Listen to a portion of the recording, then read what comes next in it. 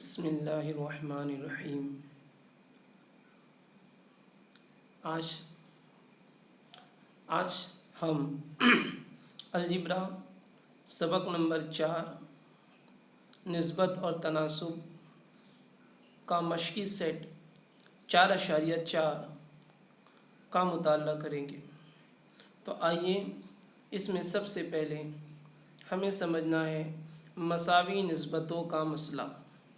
मसावी निस्बतों का क्या मसला होता है इससे पहले जो हमने 4.3 में जो उन्वान सीखा था उसका नाम था मसावी निस्बतों पर अमल, और इस उन्वान का नाम है मसावी निस्बतों का मसला। तो मसावी निस्बतों के मसले क्या होता है आइए हम देखते हैं। तो मसावी निस्बत कहाँ है? तो हमारे पास में एक मसावी निस्बत होगी।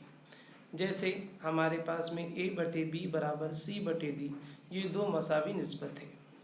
अगर इस दो मसावी निस्बतों के में हम मसावी निस्बतों का इत्तलाक़ करते हैं, मसावी निस्बतों का मसला इस्तेमाल करते हैं तो क्या होगा। तो आइए देखते हैं कि मसावी निस्बतों का इसमें इत्तलाक़ करने पर क्या होता है।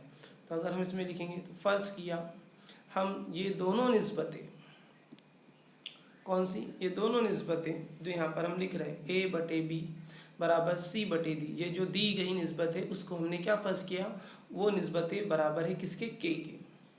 अब अगर ये दो निस्बतें K के बराबर है तो हम इस तरह कर सकते हैं कि इन दोनों के शुमार कुनिंदा की जमा और नसब नुमा में भी जमा का अमल करके बराबर K लिख सकते हैं, जैसे मैं यहाँ पर लिख रहा हूँ।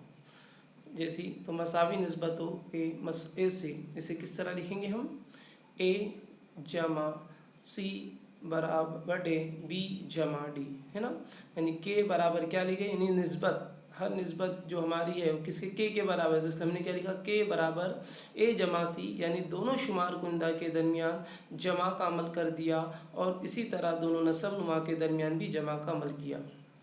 अगर शुमार कुनिंदा में जमा का अमल किया जाएगा तो नसब नुमा में भी जमा का अमल किया जाएगा। इसी तरह अगर हमने इसमें नफ़ी का अमल किया है तो नसब नुमा में भी नफ़ी का अमल करेंगे, इसलिए इसे लिखा गया A नफ़ी C/B नफ़ी D। तो इस तरह हमने ये मसावी निस्बतों का मसले का इत्तलाक़ किया। अब इन तमाम निस्बतों को यानी क्या, A/B की कीमत किसके बराबर है, K के, C/D की निस्बत किसके बराबर है, K के, और हमने मसावी निस्बतों के मसले से क्या अख़ज़ किया, K बराबर A जमा C/B जमा D, या फिर क्या हासिल किया हमने, A नफ़ी C/B नफ़ी D। तो इसलिए हमने लिखा K बराबर A/B बराबर C/D बराबर A जमा C/B जमा D बराबर A नफ़ी C/B नफ़ी D। तो ये हमारे मसावी निस्बतों का मसले के इत्तलाक़ इस तरह हमने दो मसावी निस्बतों के दरमियान किया है।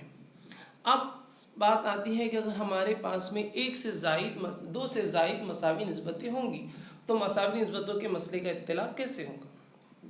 जिस तरह इन दो मसावी निस्बतों के दरमियान मसावी निस्बतों का इत्तलाक़ हुआ है, उसी तरह दो से ज़ायद मसावी निस्बतों के दरमियान भी मसावी निस्बतें का इस्तेमाल किया जा सकता है। तो आइए उसे भी मुलाहिज़ा फरमाइए। देखिए अब यहाँ पर हमारे पास में ये जो हमारा मसावी निस्बतों का मसला जो हम दो से ज़ायद मसावी निस्बतों के दरमियान इस्तेमाल करने वाले, फ़र्ज़ कीजिए ये A/B बराबर C/D बराबर E/F, ये तीन मसावी निस्बतें हैं। अब हमें इनके दरमियान मसावी निस्बतों का मसला इस्तेमाल करना है। तो सबसे पहले दी गई मसावी निस्बतों को बराबर क्या करके लिखना है, K करना है। तो हम लिखेंगे फ़र्ज़ कीजिए कि क्या फ़र्ज़ करेंगे, A/B बराबर C/D बराबर E/F बराबर K। फिर अब हमें क्या है, अगर हमें यहाँ पे इन दोनों के दरमियान जमा करना है तो इन दोनों के दरमियान भी जमा करनी होगी, यानी A और C के दरमियान जमा का अमल करेंगे तो B और G के दरमियान भी जमा का अमल होगा। और इसी के साथ में अगर इसको E के साथ में नफ़ी करनी है तो इधर D के साथ में इसकी नफ़ी होंगी।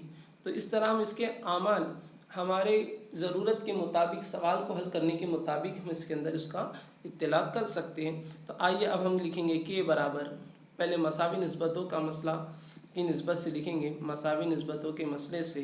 अब उसे इस तरह लिखेंगे K बराबर AL जमा CM जमा EN बटे BL जमा DM जमा FM। अब यहाँ पे आपको बताने का मकसद है, अगर हमें हल करने के लिए ए के अंदर तब्दीली लानी पड़े तो तब्दीली हम ज़रब करके लाते हैं। तो ए में अगर हम ज़रब करेंगे तो बी में भी हमको ज़रब करके लेना है। इसी तरह अगर हमने सी में ज़रब किया है तो डी में भी उसी से ज़रब करना है।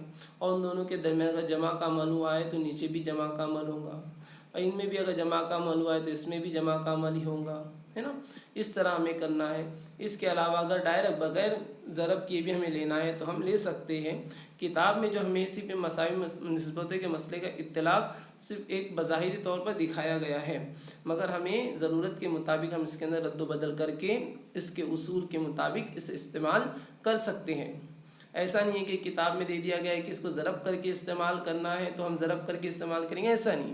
अगर हम चाहें तो ये L और ये M और ये N का जो हमने ज़ायद इजाफा किया है वो किए बगैर भी हम इसे लिख सकते हैं A जमा C जमा E बटे B जमा D जमा F, राइट। तो ये हम हमारी ज़रूरत के मुताबिक इसका इस्तेमाल करते हैं। तो आइए अब हम बढ़ते हैं हमारी मश्क की जानिब। तो मश्क में हमारे पास में है पहला सवाल, खाली जगह पूर कीजिए। इधर खाली हो गई है, एक्चुअल में ये खाली है, हाँ, खाली जगह पूर कीजिए। तो आइए अभी हम खाली जगह पूर करना सीखते हैं। तो पहला सवाल है x बटे 7 बराबर y बटे 3 बराबर 3x जमा 5y बटे खाली जगह आ गई बराबर 7x नफी 9y बटे खाली जगह आ गई। अब हमारे पास में यहाँ पे दो खाली जगह है, तो इस खाली जगह में आएगा क्या हमें मालूम करना है। तो अब बच्चे अक्सर क्या करते हैं कि ये जो है खाली जगह वगैरह याद कर लेते हैं, मगर इम्तिहान में इनके अंदर रद्द बदल हो सकती है कीमतों में। हो सकता है इधर 7 की जगह 3 दे दिया जाए और y की जगह 7 कर दिया जाए, या हो सकता है इधर 5 लिख दिया जाए इधर 3 लिख दिया जाए। तो इसके हमारे पास में यह एहतमाल हो सकता है कि इनकी कीमतें तब्दील कर कर इसी तरह की खानापुरी आए। अक्सर बच्चे इस इल्म रियाजी की इस खानापुरी को याद करते हैं और बाद में कहते हैं कि यही इस किताब में भी यही जवाब है। तो बच्चों यहाँ पर जहन नशीन कीजिए, आपको हल कर कर यहाँ पर जवाब लिखना है, बगैर हल किए याद कर कर खानापुरी के इल्म रियाजी की खानापुरी को याद करके नहीं लिखा जा सकता है, आपको हल करना है। तो हल करने की आदत डालिए, इंशाअल्लाह आपको अच्छे नंबरात से कामयाबी मिलेगी। तो आइए अभी हमें इसे हल करना है। तो यहाँ पे देख सकते हैं आप x के साथ में ज़रब में क्या है 3। अब हमने आपको पहले ही पीछे की जानिब हमने बताया था कि अगर ये x को अगर 3 से ज़रब करेंगे तो इसका मतलब 7 को किससे ज़रब करना पड़ेगा 3 से, है ना। और यहाँ पे है y, अब यहाँ पे y को किससे ज़रब किया गया 5 से, इसका मतलब यहाँ पे नीचे किसको 3 को किससे ज़रब करना पड़ेगा 5 से, और दोनों के दिनों कौन सा अमल है जमा का। तो इसका मतलब हमें यहाँ पर खाली जगह में क्या लिखना पड़ेगा 7 ज़रब 3 जमा 3 ज़रब 5 बराबर। समझ में आया ऐसा क्यों लिखा जा रहा है। इसी तरह हम इसके अंदर करेंगे, इधर x के साथ में ज़रब में क्या है 7, तो यानी यहाँ पे x के साथ में ज़रब में 7 है, इधर नीचे 7 पहले से दिया है 7, यानी 7 ज़रब 7। फिर क्या है नफ़ी की अलामत नफ़ी, y को किस ज़रब करना है 9, यानी क्या यहाँ पे 9 ज़रब 3 करना है, यानी 7 ज़रब 7 नफ़ी 3 ज़रब 9 होगा, बराबर है। तो अब आइए हम इसे हल करते हैं। तो अभी हम देखेंगे इधर x बटे 7 बराबर y बटे 3 बराबर 3x जमा 5y बटे 3 ज़रब 7 जमा 5 ज़रब 3। ये किसे आया, फिर से मैं एक बार इसे दोबारा इसे दोहरा रहा हूँ, आप देख लीजिए। इधर x के ज़रब x में ज़रब के साथ में 3 है, तो यहाँ पे x के बटे में जो 7 है उसको भी 3 से ज़रब करेंगे, क्योंकि यहाँ पे 3x है तो इसलिए यहाँ पे इसको 3 से ज़रब किया है। y के साथ में हम ज़रब पर 5 है, इसलिए यहाँ पे नसब नुमा में 3 के साथ में 5 को ज़रब किया जाएगा, और दोनों के दरमियान जमा का अमल है और इन दोनों के दरमियान भी जमा का अमल किया जाएगा। इसी तरह यहाँ पर x के साथ में 7 है, इसका मतलब ये 7 को 7 से ज़रब किया जाएगा। फिर नफ़ी की अलामत है तो नफ़ी की अलामत लिखी 9 है तो 9 लिखा गया, y के नीचे 3 है इसलिए इधर 9 ज़रब 3 हो गया, y के बटे में क्या है 3। अब इसे हल करेंगे 3 सातें क्या होगा, देखिए यहाँ पे 3 सातें 21 होता है, तो हम 21 लिखें जमा 3 पंजे 15 बराबर, बाकी सब चीज़ आपको उसी तरह लिखनी है। 7 ज़रब 7 49, नफ़ी का नफ़ी 9 ज़रब 3 27, तो 27 हो गया। अब 21 जमा 15 करना है, देखिए जो सिर्फ खानापुरी उसे तब्दील करना है, ऊपर दूसरी चीज़ों को आपको तब्दील नहीं करना है। तो ये 21 जमा 15 हो गया, 21 जमा 15 कितना होता है वो लिखेंगे, और 49 नफी 27 कितना होता है वो लिखेंगे। 21 जमा 15 होता है 36 बराबर 7x नफी 9y बराबर क्या होता है 22। तो आपकी इधर खानापुरी में क्या जवाब आना चाहिए, बोलिए क्या जवाब आना चाहिए, 36 है ना, 36 आना चाहिए, राइट है। तो यहाँ पे आपका जवाब क्या आना चाहिए 36, और यहाँ पर जवाब क्या आना चाहिए 22। तो मगर ये आपको क्या करना है, हल कर कर लिखना है, बगैर हल किए कोई बच्चा इसके जवाब नहीं लिखेगा, क्योंकि इसके अंदर गलत आने के इम्कानात हो सकते हैं। तो आइए अब दूसरा सवाल देखते हैं इसी का, खानापुरी का दूसरा सवाल। a/3 जमा b/4 बराबर c/7 बराबर a नफ़ी 2b जमा 3c बटे खाली जगह है बराबर, अब शुमार कितना में खाली जगह है बटे 6 नफ़ी 8 जमा 14। ये बहुत ही इंटरेस्टिंग दिलचस्प सवाल है, देखेंगे कौन कौन सा बच्चा पहले हल करता है इसे। बहरहाल अब आइए इधर, पहले ए है, ए के साथ ज़रब में कुछ नहीं है, इसका मतलब यहाँ पे ए के बाद कुछ नहीं, इसका मतलब 3 को ऐसे ही लिखना है। फिर नफ़ी है तो नफ़ी, 2 है तो 2, बी के नसब में 4 है यानी कि 2 को 4 से ज़रब करना है, फिर जमा को जमा ही लिखना है, फिर सी के साथ में 3 है यानी 7 ज़रब 3 लिखना है। अब यहाँ पे देखिए यहाँ पे 6 है तो यहाँ पे 3 है, अब 3 को किससे ज़रब करेंगे तो 6 बनेगा, जाहिर सी बात है 3 को 2 से ज़रब करने पे 6 बनता है, इसका मतलब ऊपर पहले 2a आएगा। नफ़ी है फिर नफ़ी लिखेंगे हम। अब यहाँ पे 8 है तो यहाँ पे देखिए 4 को किससे ज़रब करेंगे तो 8 होगा 2, तो इसका मतलब यहाँ पे b को 2 से ज़रब करना पड़ेगा, यानी ऊपर जवाब क्या होगा नफ़ी 2b, यानी 2a नफ़ी 2b हो जाएगा। फिर यहाँ पे 7 है, यहाँ पे मगर क्या है 14, तो 7 को किससे ज़रब करेंगे तो 14 बनेगा 2 से, इसका मतलब यहाँ पे क्या जमा का अमल, तो जमा 2c है ना, तो इसका मतलब यहाँ पे जमा सी होगा, यानी 2a नफ़ी 2b जमा 2c होंगे। ये मैंने आपको ज़बानी बताया, आइए इसे हल भी करते हैं। तो इसे हल करना है अभी हमें, a/b बराबर b/4 बराबर c/7 बराबर a है तो a के साथ में क्या है बटे में 3, तो 3 नफ़ी की अलामत है नफ़ी, 2 है तो 2, b तो b के नीचे चाहे 4 तो b नफ़ी 2 ज़रब 4, फिर जमा की अलामत है तो जमा, फिर 3 है तो 3, c के बटे में क्या 7 तो ज़रब 7 लिखा जाएगा। इसी तरह ये 6 है, 3 को किससे ज़रब करेंगे तो 6 बनेगा 2 से, तो इसका मतलब ऊपर क्या लिखा जाएगा पहले 2a, राइट। अब नीचे क्या नफ़ी, तो नफ़ी है ना 8 है, यानी कि इधर 4 को किससे ज़रब करें तो 8 बनेगा 2 से, तो इसका मतलब ऊपर ये क्या हो जाएगा 2b, तो नफ़ी 2b जमा 7 है, 7 को किससे ज़रब करेंगे तो 14 बनेगा 2 से, तो हमने 2 को ज़रब करेंगे सी से तो 2c हो जाएगा। अभी हम इसे हल करेंगे, आइए। तो अब इसे हल करना है तो पहले ज़रब का अमल होता है, पता है आपको भी है ना। तो अब a नफ़ी 2b जमा 3c बराबर 3 नफ़ी 2 ज़रब 4 क्या हो जाएगा 8 जमा 3 ज़रब 7 21 बराबर, ये इसे जैसा है कि वैसा ही लिखना है ना। अब इसे आप मुख्तसर कर लीजिए है ना, ये 3 नफ़ी 8 कितना हो जाएगा नफ़ी 5, नफ़ी 5 जमा 21 कितना हो जाएगा 16। तो अब इसके यहाँ पे क्या लिखना है हमें 16, तो इधर खानापुरी में इधर पे क्या लिखना रहेगा आपको 16, और यहाँ पे क्या लिखना है 2a नफ़ी 2b जमा 2c, याद रहेगा। उम्मीद करता हूँ कि आपको खाली जगह किस तरह हल करना है अच्छी तरह समझ में आ गई होंगी, है ना, राइट है। तो आइए अब और आगे बढ़ते हैं दूसरे सवाल की जानिब। अब हमारे पास में दूसरा सवाल है, सवाल नंबर 2।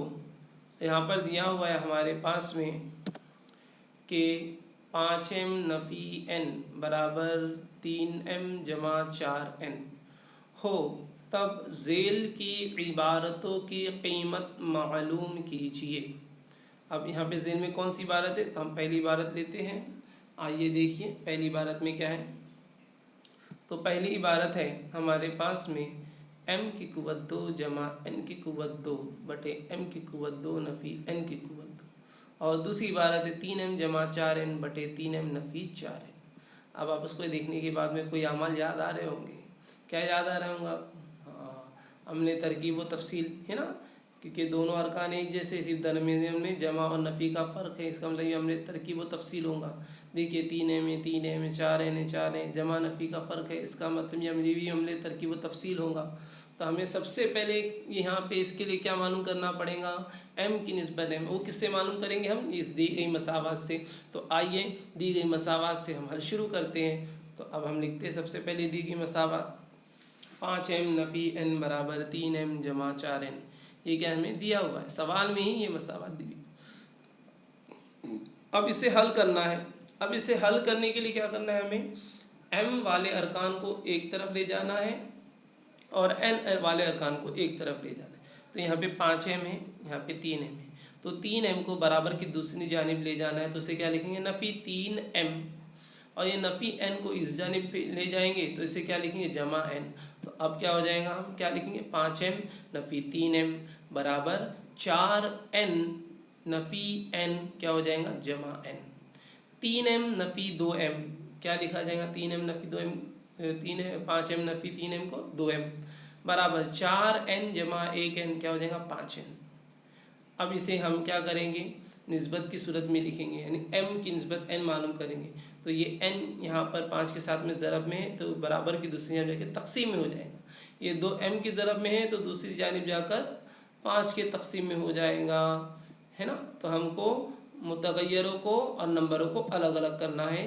तो आइए हम करते हैं m की निस्बत, यानी m/n बराबर 5/2। ये हमारी मसावत है। इसका मतलब हमें m की निस्बत n मालूम हुई। अब हमें क्या करना है, यहाँ पे सवाल को देखना है। सवाल में m और n के ऊपर क़ुव्वत 2 है, इसका मतलब यहाँ पे तरफ़ैन का मुरब्बा करना है, यानी सब के ऊपर क़ुव्वत 2 लगानी है। तो आइए लगाते हैं, m की क़ुव्वत 2/n की क़ुव्वत 2 बराबर 5 है, और 2/2 की क़ुव्वत 2, 5 की क़ुव्वत 2 कितना हो जाएगा, 25, और 2 की क़ुव्वत 2 4। तो m की क़ुव्वत 2/n की क़ुव्वत 2 बराबर 25/4। अब यहाँ पे जमा नफ़ी करना है, यानी कौन सा अमल करना है, अमले तरकीब व तफसील करने पर। तो अब इसके अंदर अमले तरकीब व तफसील का अमल का इत्तलाक़ करेंगे। आइए तो क्या हो जाएगा, ये हमारा दिया हुआ सवाल बनेगा, m की क़ुव्वत 2 जमा n की क़ुव्वत 2/m की क़ुव्वत 2 नफ़ी n की क़ुव्वत 2 बराबर 25 जमा 4/25 नफ़ी 4। 25 जमा 4 हो जाएगा 29, 25 नफ़ी 4 हो जाएगा 21। उम्मीद करता हूँ कि आपको ये सवाल बखूबी समझ में आया होगा। आप दोबारा इसे रिवाइज़ कर कर देख सकते हैं। अब इसके बाद में हम इस दूसरे सवाल को हल करेंगे। यहाँ पर m के साथ में क्या है, 3, और n के साथ में क्या है, तो आप समझ गए होंगे। जब m के साथ में 3 है तो उसके दोनों शुमार को इंदा को 3 से ज़रब कीजिए। n के साथ में 4 है तो दोनों के नस्ल को 4 से ज़रब करना है। तो आइए हम फिर से यहाँ पे m/n से शुरू करेंगे सवाल, दूसरा सवाल बराबर है। तो m/n बराबर 5/2। ये हमने दूसरे सवाल का आगाज़ कर चुके हैं। यहाँ से दूसरे सवाल का क्या कर चुके हैं हम, यहाँ से आगाज़ कर चुके हैं। तो मैं यहाँ पे लिख देता हूँ दूसरा सवाल, है ना। तो यहाँ पे देख लीजिए, यहाँ से दूसरे सवाल का आगाज़ हो चुका है, इसे ज़हन नशीन कर लीजिए। ये दूसरा सवाल यहाँ से हमारा शुरू होगा, राइट। ये हमारा पहला सवाल यहाँ पर ख़त्म हो चुका है, ओके। अब आइए दूसरे सवाल की जानिब हम बढ़ चुके हैं। तो अब यहाँ पे m के साथ में 3 को ज़रब करना है, तो यहाँ पे दोनों के शुमार को इंदा में 3 से ज़रब की जाएंगी। n के साथ में 4 है तो दोनों के नसब नुमा में 4 से ज़रब की जाएंगी। तो यहाँ पे हम लिख रहे हैं, वो अमल कर रहे हैं, 3 ज़रब m/4 ज़रब n बराबर 3 ज़रब 5/4 ज़रब 2। ये अमल क्यों किया गया, 3 और 4 से ज़रब आपको समझ में आ गया होगा। 3 ज़रब m को क्या लिखेंगे, 3m, 4 ज़रब n को क्या लिखेंगे, 4n। 3 ज़रब 5 क्या हो जाएगा, 15, 4 ज़रब 2 हो जाएंगे 8। अब यहाँ पे इसे ये 3/m/4/n को ये सूरत में तब्दील करना है। इसका मतलब कौन सा अमल, अमले तरकीब व तफसील करनी है। तो आइए अमले तरकीब व तफसील करने पर ये बन जाएगा, है ना। तो 15 जमा 8/15 नफ़ी 8, 15 जमा 8 होता है 23, 15 नफ़ी 8 होता है 7। अब ये दोनों एक दूसरे के पहाड़े में नहीं आते, इसे इस तरह ही लिखा जाएगा। ये हमारा सवाल नंबर 2 के जो ज़ेली सवालात थे दोनों, वो हल हो गए हैं। अब हम सवाल नंबर 3 की जानिब बढ़ते हैं। आइए, अब हमारे पास में ये जो सवाल है इसे आपको बखूबी समझना है अच्छे से। ये है x बटे 3x नफ़ी y नफ़ी z बराबर y बटे 3y नफ़ी z नफ़ी x बराबर z बटे 3z नफ़ी x नफ़ी y और x जमा y जमा z बराबर नहीं है सिफर के, यानी x जमा y जमा z इन तीनों का मजमुआ सिफर नहीं है, गैर सिफर अदद है। तो तब दिखाइए कि हर निस्बत की कीमत एक है। अब यहाँ पे दिखाया गया हर निस्बत की कीमत एक है, तो ये एक निस्बत है तो कह रहा है इसकी कीमत भी एक आएंगी, इसकी कीमत भी एक आएंगी, इसकी कीमत भी एक आएंगी। तो इससे आपको समझ में आ गया होगा हमें कौन सा मसला इस्तेमाल करना है। दो से ज़ायद मसावी निस्बतें दी गई है, तो हम यहाँ पे कौन सा मसला इस्तेमाल करना है, मसावी निस्बतों का मसला। तो मसावी निस्बतों के मसले के हमें सबसे पहले क्या फ़र्ज़ करना रहता है कि हर निस्बत किसके बराबर है, के बराबर है। तो इन तमाम निस्बतों को हम किसके बराबर लिखेंगे, के। तो फ़र्ज़ किया कि x बटे जो दी गई निस्बतें हैं वो तीनों निस्बतों को बराबर में लिखना है और उसके आगे क्या लिखना है, बराबर के। अब इसके बाद में क्या लिखेंगे हम, सेंटेंस, हाँ क्या लिखेंगे जुमला, मसावी निस्बतों के मसले से, मसावी निस्बतों के मसले से। अब हमें यहाँ पे क्या करना होगा, कौन सा अमल करना होगा कि हर निस्बत में एक के बराबर है। तो आइए हम तीनों में जमा का अमल करके देखते हैं, यानी कि क्या करना है, x जमा y जमा z और ये नीचे तीनों की जमा करनी है। तो अब हम लिखते हैं यहाँ पे, है ना, देख लीजिए। तो k बराबर x जमा y जमा z बटे ये पहला पूरा सवाल उसी तरह लिखा गया है, देखिए 3x नफ़ी y नफ़ी z, फिर जमा 3y नफ़ी z नफ़ी z नफ़ी x, 3y नफ़ी z नफ़ी x, फिर जमा 3z नफ़ी x नफ़ी y, है ना। हमने उसी तरह ऊपर तीनों की जमा किए तो तीनों शुमार की इंदा की जमा की गई है, इसलिए तीनों नसब नुमा की भी जमा की जाएंगी। अब यहाँ पे इसे हल करना है, नसब नुमा में तो कुछ, शुमार कुरिंदा में तो अब कुछ हल करने के लिए बचा नहीं है, क्योंकि x जमा y जमा z इनको हल करना है तो इनका हल यही आएगा, x जमा y जमा z। अब नीचे देखेंगे, नीचे 3x है और ये एक नफ़ी x है और ये एक नफ़ी x है, तो 3x नफ़ी 2x करेंगे तो क्या बन जाएगा, ये 3x है, देख लीजिए आप, है ना, ये 3x बराबर 3x और ये क्या है, नफ़ी x और ये भी क्या है, नफ़ी x। तो ये इसको हल करने पर क्या मिलेगा हमें, x, फिर ये क्या है, नफ़ी y, राइट, ये है नफ़ी y, ये भी है नफ़ी y और यहाँ पे क्या दिया हुआ है, 3y, तो यहाँ पे भी सिर्फ क्या बचने वाला है, y। इसी तरह नफ़ी z जमा 3z, इनकी भी जमा नफ़ी होकर क्या जवाब आएगा, सिर्फ z। तो नीचे क्या आने वाला है जवाब, बोलिए नीचे क्या जवाब आएगा, x जमा y जमा z बटे x जमा y जमा z बराबर, ये दोनों एक जैसी कीमत है इसलिए ये कैंसिल होकर एक दूसरे से तकसीम होकर एक जवाब आएंगे। हमें यही साबित करना था कि हर निस्बत की कीमत एक है। उम्मीद करता हूँ कि आपको ये तमाम सवालात बखूबी समझ में आ गए होंगे। कुछ ना समझने पर आप इस वीडियो को बार बार दोहरा कर देखिए और हमें व्हाट्सएप पर कांटेक्ट करें। अल्लाह हाफिज़।